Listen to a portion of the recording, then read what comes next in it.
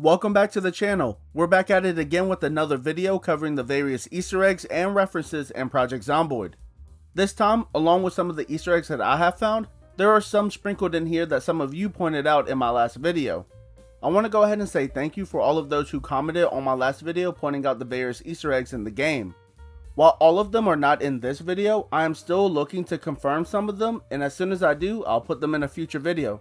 But with that out of the way, let's go Easter egg hunting. So, in the last video, I spent a decent amount of time finding Easter eggs that reference different zombie media. Well, I'm happy to say that I missed one.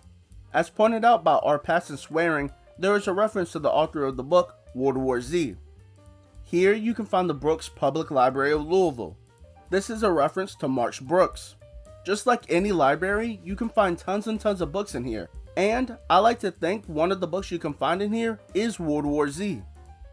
Once you're done scavenging for books, you can walk down the street to the Art Gallery of Louisville, where you can find our next Easter egg, or shall I say, Easter eggs.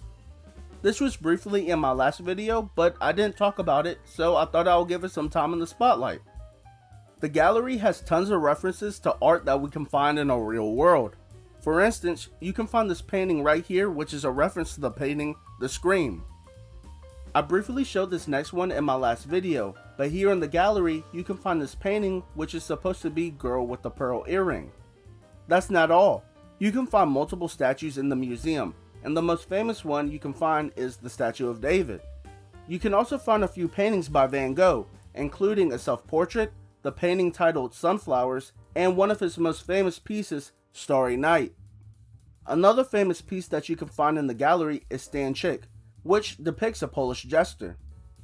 The last piece I will show is this toilet, which is a reference to the famous or infamous piece by Duchamp titled Fountain. The best part about the gallery is that you can pick up any of these paintings and statues and decorate your base with them.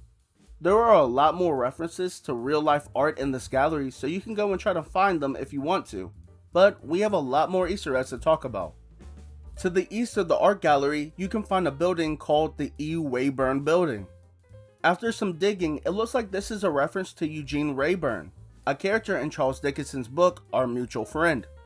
In the novel, Eugene is a lawyer and is caught in a love triangle. While most of the book he operates in a morally gray area, by the end of the book he is seen as the book's second hero. Traveling closer to the river on the north side of the map, we can run into a store selling windows. In a lazy attempt for a name, the store owner named the shop Window. Even the store logo is a little derivative of a logo we've seen before. Obviously, this is a reference to the operating system Windows that was developed by Microsoft. The next two Easter eggs were pointed out by a couple of commenters in my last video. In the previous Easter egg video, I walked by a building called Hugo Plush, and while I did try to find if it referenced anything, I couldn't think of anything. Well, SvendleBerries came in and commented that the store was a reference to the fashion company Hugo Boss.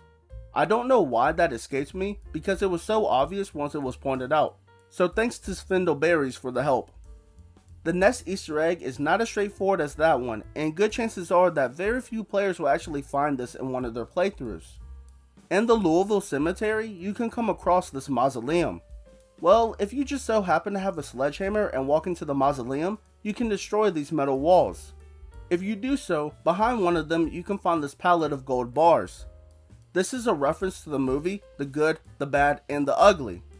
The film revolves around a man looking for some stolen gold that was buried in a cemetery. Big thanks to Bada Bomb for their help in finding this Easter egg, as I doubt that I would have ever found this one. Wrapping this video up, I'm going to quickly cover a few more references. Around the playable map, you can find various VHS tapes and CDs, some of which reference popular movies. For instance, the VHS tape named Ghoul Stoppers is most certainly a reference to the classic hit Ghostbusters. Another classic movie the game pays homage to is Bill and Ted's Excellent Adventure. You can find a VHS tape called Fred and Ali's Radical Journey, which describes two friends who go on, well, a radical journey. The last tape that I will quickly talk about is this one right here called Four Deaths and a Divorce, which is a reference to the real life movie Four Weddings and a Funeral. Well, that's it. Huge thanks to Arepassandswering, SvendleBerries, and Bada Bomb for their help in finding some of these Easter eggs. and thanks to all of you who commented on my last video pointing out some more Easter eggs. Like I said, I'm still trying to find some of them and confirm them, and once I do, I'll put them in a video.